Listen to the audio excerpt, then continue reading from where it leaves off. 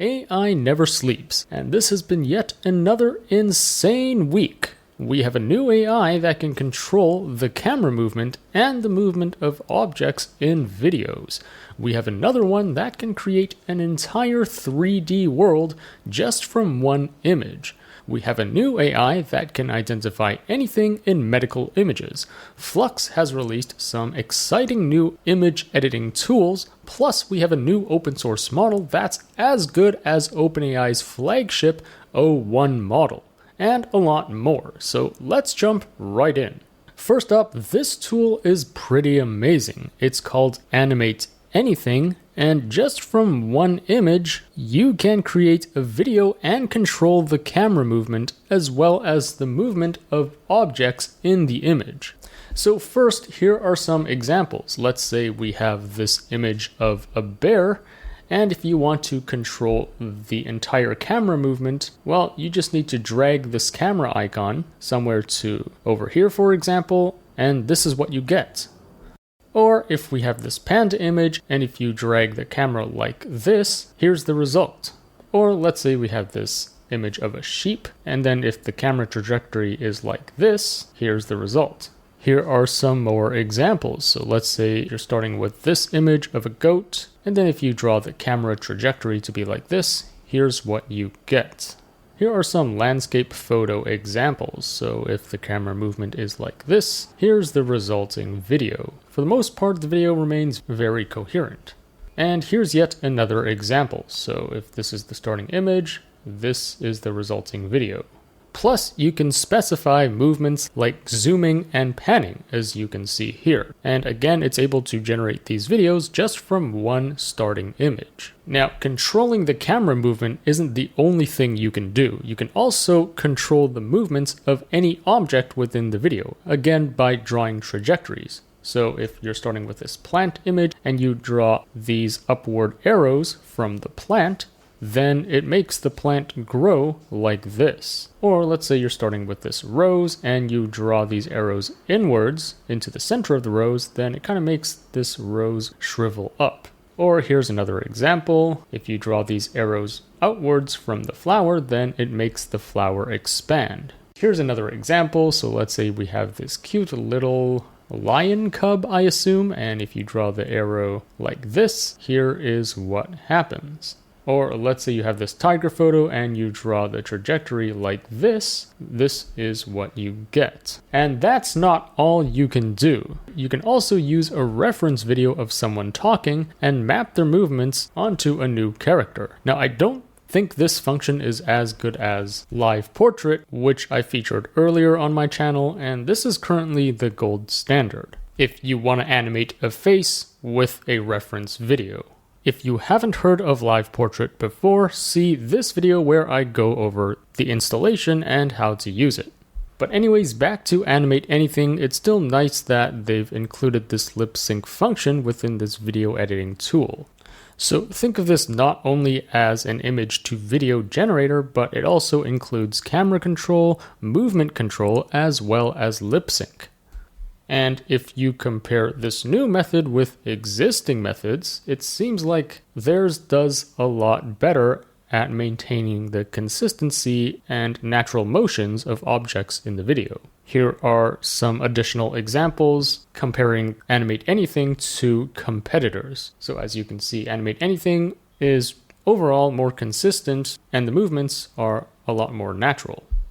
And it looks like they are going to open source this, so they have released a GitHub repo, and the model weights are not out yet at the time of this recording, but once they do release it, I'll definitely announce it and perhaps test it out if my GPU can handle it, so stay tuned for that. Anyways, the GitHub link is up here on the main page, so I'll link to this in the description below for you to read further.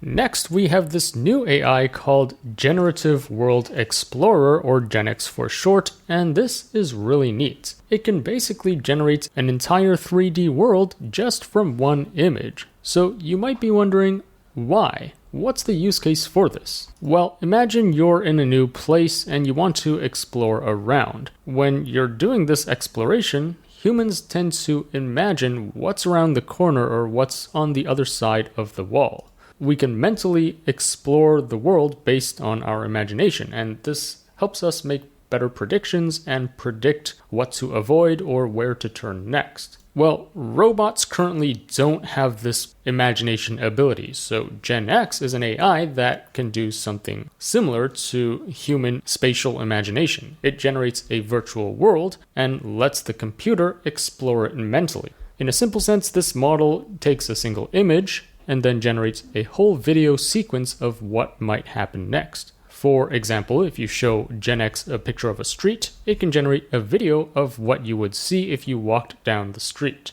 So you might be wondering, what are the benefits of this? Well, Genex can be used in things like self-driving cars or robots, and this can help improve navigation across difficult environments. While other systems can only generate a short video sequence, Genex can create an entire virtual world and let the computer, quote-unquote, imagine or explore it mentally. And they are planning to release this code on GitHub, so stay tuned for that. Anyways, I'll link to this main page in the description below. Next up, this AI might have created the Matrix. At least that's what they call it. So this project is called The Matrix, based on the movie, and this is an AI-powered simulation that generates immersive and interactive worlds in real time. Here are some of its key features. Oh my god, the background on this landing page is really making it hard to read. But anyways, this system can generate an infinite 3D world. It just keeps generating and generating as you move around. So this surpasses the limits of current video models, which could probably only generate like a few seconds of video. Now, I've featured similar AIs in the past, including Google's game engine, which can simulate a real-time playable version of the shooter game Doom, and also Microsoft's Diamond project, which can generate a playable version of Counter-Strike. And more recently, Oasis, which is an AI-simulated playable version of Minecraft. Well, this new Matrix model is actually very similar. You can also interact with the environment in real time by pressing the WASD keys. But here, if you compare this with all the competitors that I've mentioned, including Diamond and GameGen and Oasis, you can see that for the Matrix, first of all, they claim that it can generate visuals that match AAA level games. Plus, it can generate 720p videos at 16 frames per second. And unlike these other competitors, which are trained to output only one game, like Counter-Strike or Doom or Minecraft, this Matrix can output any game that you specify in your prompt, which I'll show you in a second. And yes, although this is technically a video generator, this can respond to user interactions in real time with frame level precision. So there are a ton of examples on this page which you can play around with, and you can see for each of these you just need to specify in your prompt what you want to generate and it would generate that for you. So for example here, if the prompt is on a green meadow, a white car is driving, here is the resulting video.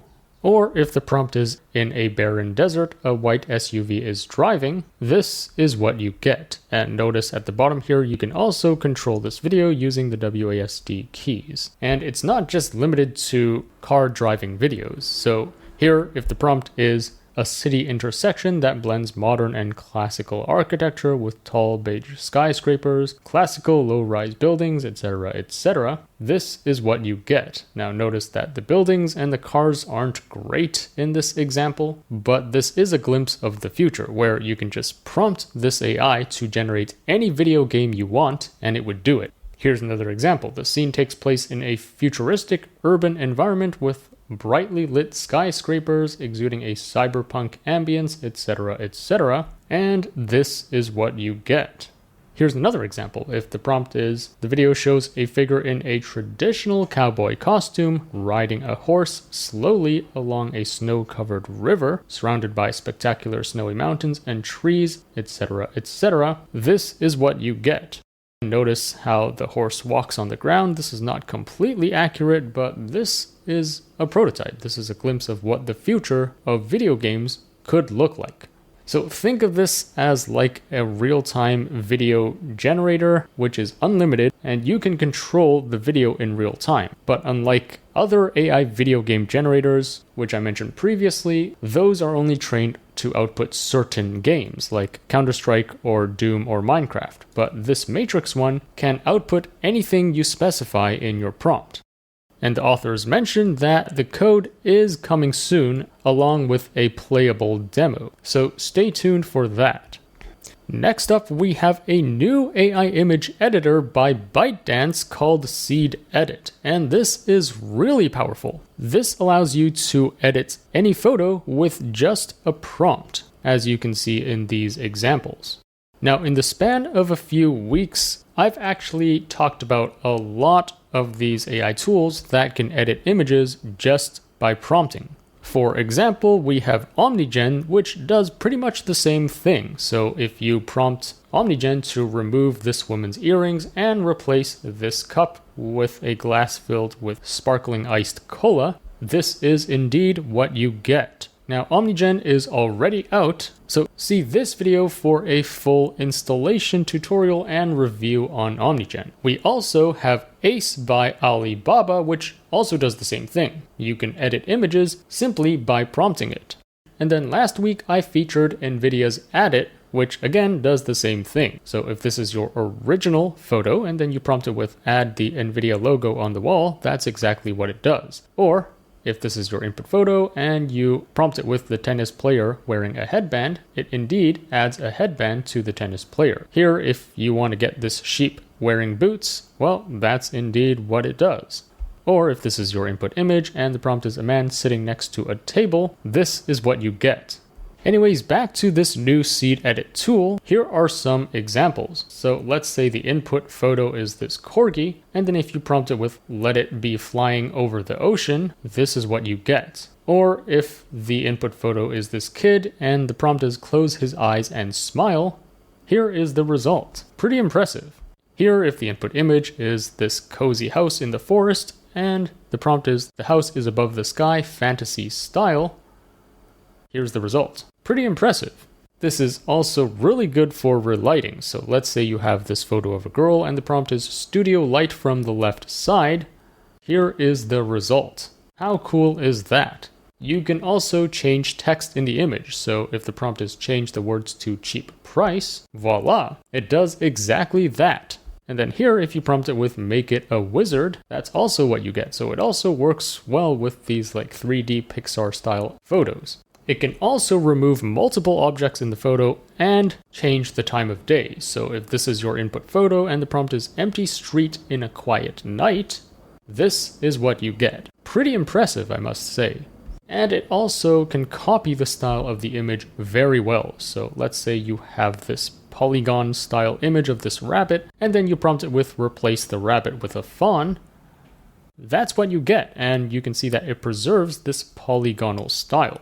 Now, they've already released a free Hugging Face space where you can demo this for free. So the link is just up here. I'll link to this main page in the description below. Anyways, all these tools that I mentioned, they basically allow you to edit images with prompts. So there's no longer any need to manually paint or mask certain areas or do control nets or adjust brightness, contrast, saturation, white balance sliders that you might be used to if you've been using Photoshop. There's no need to do any of this. I think the future of image editing is just prompting an AI, and it would do all of it for you in just a few seconds. Anyways, I'll link to this page in the description below for you to read further.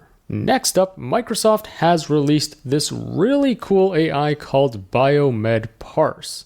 This is a really powerful tool for analyzing medical images.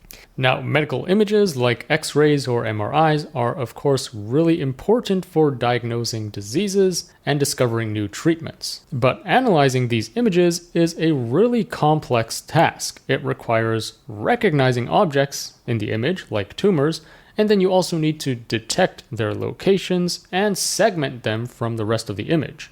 Well, BiomedParse can do all of this with the help of AI. It can analyze 82 different types of objects across 9 different types of medical images, including CT scans, MRIs, X-rays, ultrasound images, endoscope images, etc.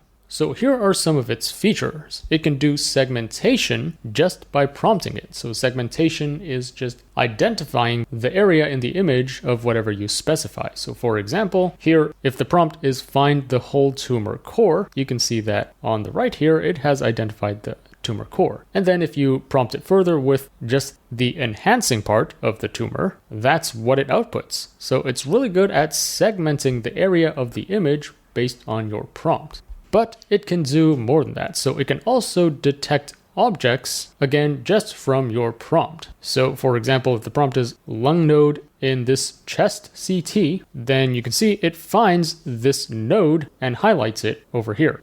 And then if you ask it with any infection, it even knows how to look for infections. And in this case, the output is the object you're looking for is not in the image. So it has determined that there are no infections in this lung. Or if the prompt is find the COVID infected region, it has to find and identify something else now, but you can see that it has indeed identified a COVID infection in this image. So really powerful tool.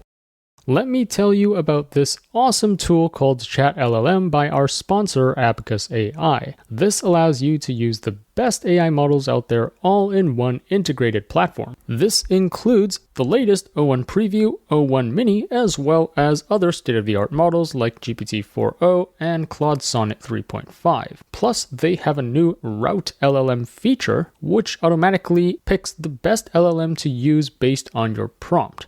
They also have a search LLM feature, which searches the web to find the latest and most accurate information for you. They also have a humanize feature where you can set the tone to generate and it would make it sound more human and less AI. You can also generate images right from the chatbot, and they're using the best generator out there, FLUX Pro. Plus, you can even generate videos with a single prompt. Plus, it has a really cool artifacts feature, so if you're coding or building something with it, it allows you to view and interact with the app side by side. And you can easily create documents such as PowerPoint presentations just by prompting it. You can also drag and drop PDFs and documents into here for it to analyze. This is great for generating reports and analyzing data easily. They also have a new feature called AI Engineer, which allows you to create your own custom chatbot fine-tuned on your own custom data or instructions. This is a really powerful way for you to use the best AI models out there all in one platform. Try it out via the link in the description below. And finally, instead of identifying just specific objects or diseases, you can just get it to label and segment everything, as you can see here. So for example, if the prompt is find all organs, you can see that it has segmented and labeled all the organs in this image. Or if the prompt is get cell types, again, you can see that it has identified and segmented and labeled all the cell types in the image. So this is a really powerful tool, and it can definitely be a game changer in medical research, diagnosis, and treatment. The awesome thing is they've open sourced this, so you can actually go into their GitHub repo, and it contains all the instructions to download and use this right away. So anyways, the GitHub repo and the technical paper are all up here, so I'll link to this main page in the description below for you to read further. Next up, Black Forest Labs, which is the company behind FLUX, has released FLUX One tools. This is a set of tools that gives you more control over your image generations. Specifically, there are 4 distinct features. The first one is called FLUX Fill, and this allows you to inpaint and outpaint. So for example, using this FLUX Fill model, if this is your input image, you can paint over his suit, and if you prompt it with like denim jacket, this is what you get. Or if this is your input image and you want to change burgers, well, you can paint over that, and let's say you prompt it with coffee, this is what you get. And it doesn't only support inpainting, so you can also outpaint, or in other words, expand your image. So if this is your input image, you can plug it into this FLUX Fill model to expand it into this. We also have FLUX Canny and FLUX Depth. So this allows you to generate images based on depth maps or these canny line images. So for example, let's say this is your input image. Well, you can use the FLUX depth model to extract the depth map from this image, and then based on whatever you prompt it with next, it will generate those images, but keeping the same depth map. Or here's another example. Let's say this is your input image. You can also plug this into FLUX Canny, which basically detects the edges of the image, and then depending on what you prompt it with next, it will generate that, but keeping the edges aligned with your original image. Now, these two tools might not be too impressive to you, especially if you're used to ControlNet. It's basically the same thing as ControlNet, but this is just Flux's native version of that. And then finally, we also have FLUX Redux. And what this model does is it turns an input image and recreates it into different styles. So let's say the input image is this duck here. And if you prompt it with fine glass sculpture on a shelf, this is what you get, while preserving the appearance of this duck. Or if the prompt is a simple 3D model, that's what you get. Or if the prompt is actual duck on a desk, here is the result. Again, note that it preserves the hat and the leather jacket that it's wearing in this original image. And then finally, here is epic anime art flying through clouds. Here's another example. So let's say this is an input image. If you prompt it with flat vector, simple material art, that's what you get, while preserving the appearance of this man. Or if the prompt is a large hand puppet with brown fur in a forest, here's the result. Here is pen and ink sketch, black and white. And finally, here is detailed anime art. So if you want to turn a realistic image into anime or vice versa, this is a really powerful tool for you to do so. Now, all of these new tools are open source. However, they are under the FLUX Dev license, which means you can use it all you want personally, but there are restrictions on commercial usage. So just be aware of that. Anyways, you can download all of these models right now. So the Hugging Face and GitHub links for all of these models are throughout this page. So for example, here are the links to the depth and canny models. Here's the link to the Redux models. So I'll link to this main blog page in the description below for you to read further and download the models locally. In other news, DeepSeek has launched DeepSeek R1 Lite Preview, which is a mouthful already. But anyways, this is a powerful new reasoning model that matches the performance of OpenAI's O1. This is a huge deal because this O1 model is OpenAI's smartest and most performant model. This is the one that can answer PhD level questions using chain of thought reasoning. And this basically breaks down your question and tries to think through it step by step. So instead of other chatbots you're familiar with like GPT or Claude or Gemini, which just spit out the answer immediately, O1 actually takes time to think through how to best answer the question. Well, back to DeepSeek, not only can this model do the same thing, but it's also going to be open source, which is pretty insane. In just 2 months, open source has caught up to the level of the smartest AI model out there. And there's also one distinct difference between DeepSeek and O1. DeepSeek actually shows transparently its thought process in real time. So to show you the difference between this and O1, let me actually show you a demo. I'm going to open this link, which is where you can test out this newest DeepSeek model with deep thinking. So I'll need to toggle this on, and note that to use this deep think ability on their interface, you're limited to 50 messages per day. Anyways, let's input which number is bigger, 9.9 or 9.11. And note that as it's thinking, you can see the logic behind its output. So this is very different than O1, which only gives you a condensed version of this. So let me actually show you this side by side. If you have a paid subscription in ChatGPT, you can use O1. For me, I'm just going to use ChatLLM by Abacus AI. And in this dropdown, I will select O1 Preview, which is the best version of O1 so far. And let me copy this prompt and paste it in here and press enter. So you can see O1's response is way shorter. It kind of condenses everything into this summary list and then gives you the conclusion. 9.9 is greater than 9.11. Whereas for DeepSeek, it actually outputs its entire thinking process. So like, maybe I need to think about this differently. And then it kind of goes down a few rabbit holes. It tries to multiply it by 100. It does a lot of different stuff. And then afterwards, it gives you its answer, which is similar to O1's answer. And yes, both of them got it correct. 9.9 is bigger than 9.11.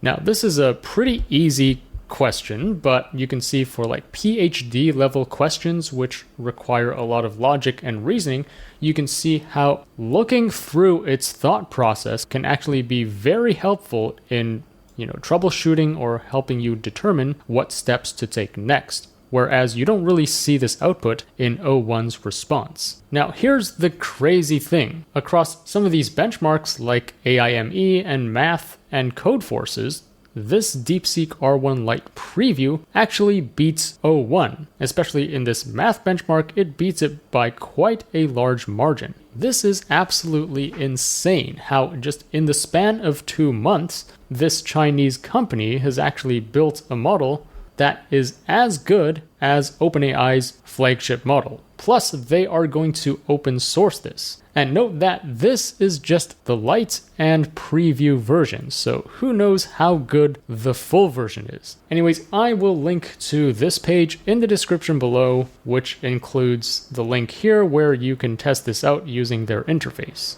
In other news, this is pretty funny. It seems like Google and OpenAI are in an all-out war to claim the #1 spot in this AI model leaderboard. So this is called the Chatbot Arena, and this is where users can blind test different AI models. So for example, you're going to be given 2 models, one on the left, one on the right, and then you can enter in whatever prompt you want.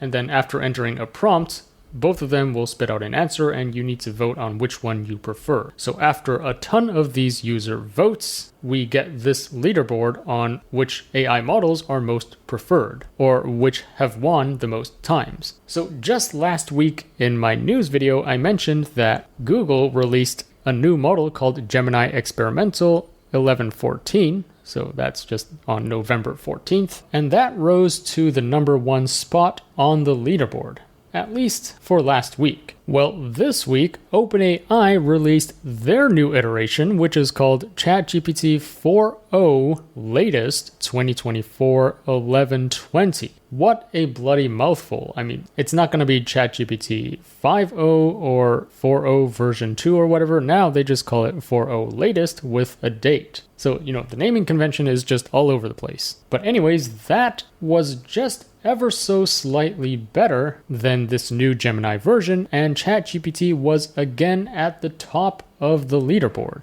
Well, actually, scratch that, because just like 1 or 2 days afterwards, Gemini released yet another model with the name Gemini Experimental 1121. So this is just the date, November 21st. So it's crazy how Gemini, or Google, I should say, released 2 models in the span of 2 weeks. And this one is also just slightly better than the latest version of GPT, and now Gemini has again claimed the #1 position on this leaderboard. So some pretty crazy drama going on. It seems like OpenAI and Google are just taking turns one-upping each other ever so slightly to be ranked #1 on this leaderboard. It seems both of them have something much smarter behind the scenes, but they're not releasing or revealing everything all at once. They're just like slowly trickling in some updates to be just slightly better than their competitors. Oh, and by the way, did we forget another competitor called Claude? Well, the newest Claude 3.5 Sonnet made quite a splash a few weeks ago, but right now they've dropped all the way to 9th place on this leaderboard, even behind Yi Lightning and Grok 2. So they're kind of collecting dust right now. I don't really know what's going on with Anthropic right now. Anyways, it would be really interesting to see how this all plays out. It seems like Google has now caught up to OpenAI and might even surpass them in the future. In other news, Microsoft has made a new language specifically for AI models. They called it DroidSpeak, and this is designed to improve communication between AI models, because right now AI models use human languages like English to interact, but sometimes human languages can be very ambiguous and confusing and context dependent. For example, take the sentence, "The old man and woman are sitting." Well, in this case, is only the man old, or are both the man and woman old? We don't really know from this sentence. Or here's another example. When Anne met Jess, she told her that she was late. So who exactly is she? Did Anne tell Jess that she was late, or the other way around? We don't really know who is the she or who is the her in this sentence. And that's the confusing thing about English and other human languages, is there's a lot of ambiguity in the language. But with this new language called DroidSpeak, this is not English, this is not a human language, but instead a language specifically designed for machine-to-machine communication. And this reduces most of these ambiguities that I just mentioned. In a really simple sense, this framework basically reuses intermediate data, which includes input embeddings and key value caches, and this removes the need to reprocess entire contexts. And from this, they claim that DroidSpeak significantly accelerates inter-agent communication, achieving up to a 2.7x speedup in pre-fill latency with negligible loss in accuracy. So if that's too technical, it just means it improved the communication between AI agents without affecting the quality or performance. So this has the potential to create more efficient and scalable multi-agent systems. You know, it might not seem too far-fetched to imagine that in the near future, all AI systems could communicate with each other in their own language, and perhaps plot a scheme on how to take over the world. Anyways, that sums up the highlights in AI this week. Let me know what you think of all of this. As always, I will be on the lookout for the top AI news and tools to share with you. So if you enjoyed this video, remember to like, share, subscribe, and stay tuned for more content. Also, there's just so much happening in the world of AI every week. I can't possibly cover everything on my YouTube channel. So to really stay up to date with all that's going on in AI, be sure to subscribe to my free weekly newsletter. The link to that will be in the description below. Thanks for watching, and I'll see you in the next one.